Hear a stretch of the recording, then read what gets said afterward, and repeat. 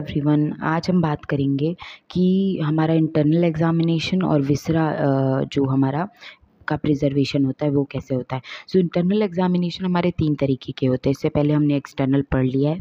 अब इंटरनल की बात करें, 3 तरीके के होते हैं, वाई शेप्ड, आई शेप्ड और मॉडिफाइड वाई शेप। आई शेप हमारा आई शेप का ही होता है। वाई और मॉडिफाइड वाई शेप मैं इसके लिए एक अलग से वीडियो बनाऊंगी जिसमें प्रॉपर चीज़ें होंगी। देन हम बात करें कि अगर इंटरनल एग्जामिनेशन में अगर हम प्रिजर्वेशन ऑफ विसरा की बात करें तो विसरा का प्रिजर्वेशन का मेन पर्पज़ होता है कहीं कोई टॉक्सिकोलॉजी में उसका रोल है, लाइक कोई टॉक्सिन्स तो नहीं है विसरा में, या फिर कोई बायोलॉजिकल सैम्पल्स, या फिर उसका एग्जामिनेशन करना, साइन ऑफ ट्रॉमा किसी तरह का, या फिर किसी माइक्रोबायोलॉजिकल या फिर रिसर्च पर्पस से उनका यूज़ होता है। सो प्रिजर्वेशन, विसरा का प्रिजर्वेशन का मोटिव हमारा ऑब्जेक्टिव पता चल गया।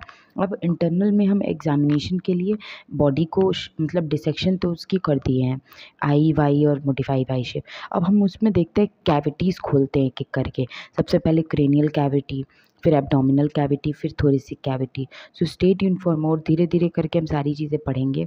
And that is enough for today. Viscera preservation लोग कहते हैं फॉर्मलिन में करते हैं, पर सैचुरेटेड सलाइन वाटर में हम प्रिजर्वेशन करते हैं। सारे बॉडी के जो ऑर्गन्स विसरा ऑर्गन्स होते हैं, विसरा होते क्या हैं, लाइक विसरल ऑर्गन्स, लाइक जो हमारे बॉडी के मेजर बॉडी के ऑर्गन्स होते हैं, like liver, kidney, heart, lungs, brain, ये सारे।